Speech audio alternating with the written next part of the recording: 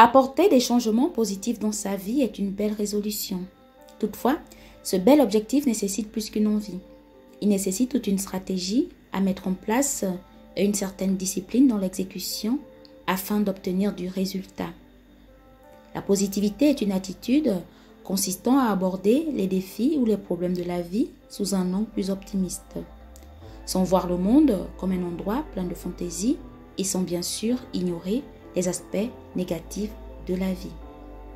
Dans cette vidéo, je vous partage 10 conseils qui vous aideront à apporter plus de positivité dans vos vies et à devenir une femme plus épanouie dans sa féminité.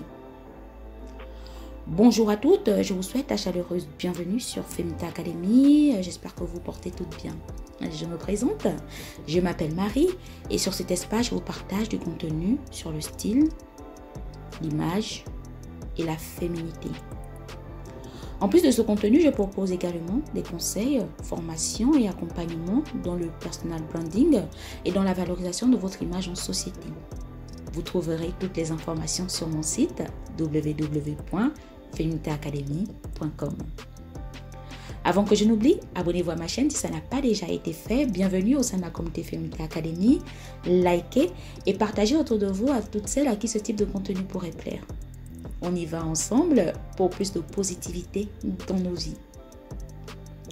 La première étape consiste à l'autoréflexion. Identifiez les aspects de votre personnalité que vous souhaiteriez améliorer. L'autoréflexion est un processus continu. Prenez le temps de réévaluer périodiquement votre parcours et ajustez vos objectifs si nécessaire. Trouvez-vous des moments tranquilles ainsi que des endroits calmes afin de vous concentrer.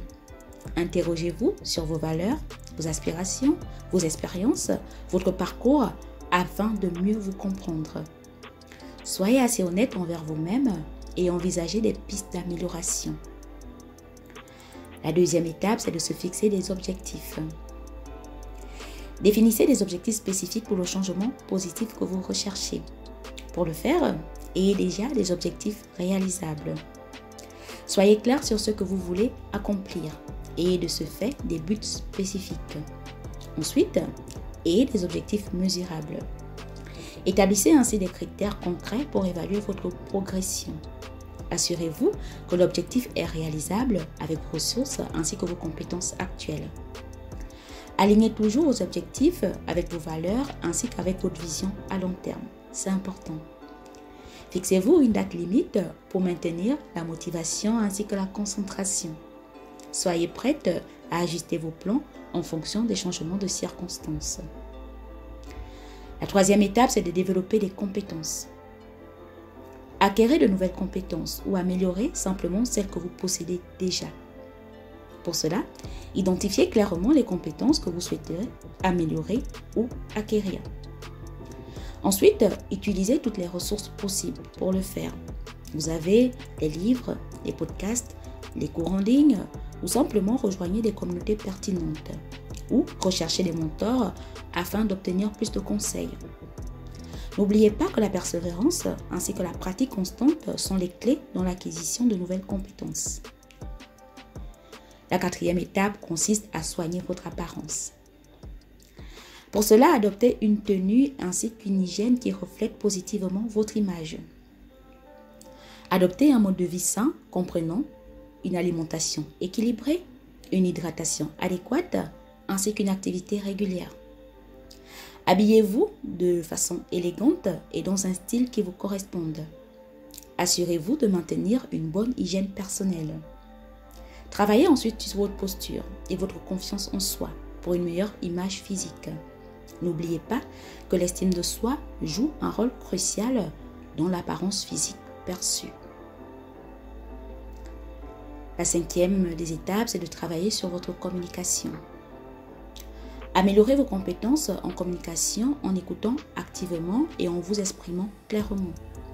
Pour cela, améliorez votre communication en pratiquant l'écoute active et en accordant toute votre attention à votre interlocuteur.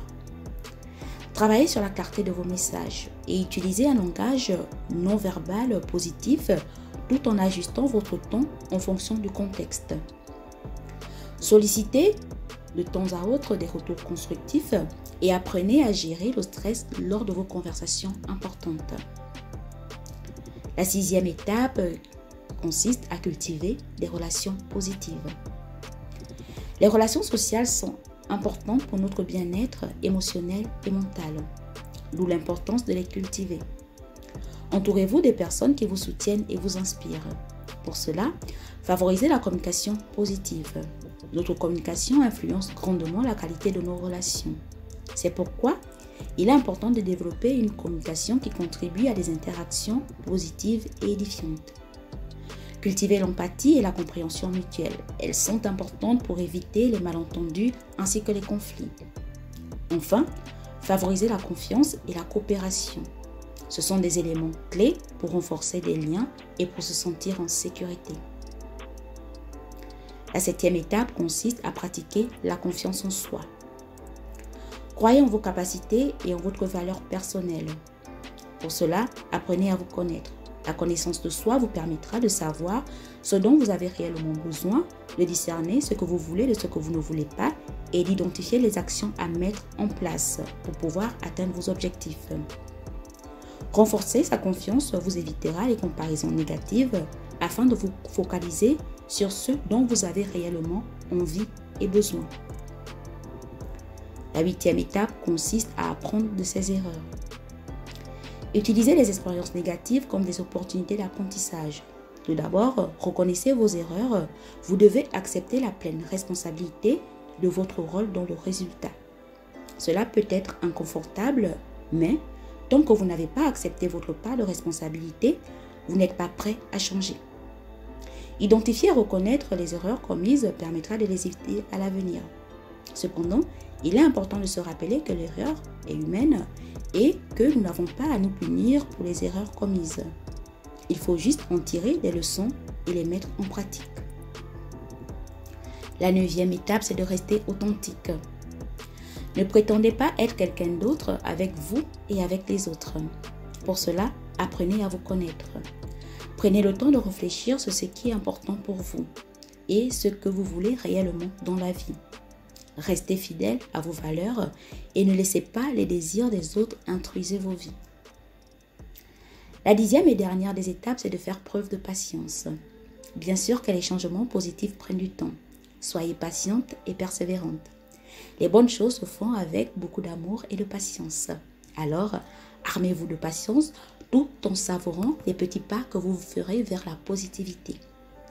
Donc voici les 10 conseils que je pourrais vous donner pour apporter plus de positivité dans votre vie afin de devenir une femme plus épanouie dans sa féminité et dans son parcours de vie. N'hésitez pas à aller sur mon site pour tout accompagnement, conseils et formations en images, style et féminité. En espérant que je vous retrouverai lors de ma prochaine vidéo, je vous souhaite une excellente journée ou soirée, tout dépendra. Et je vous dis au revoir les filles. Bye!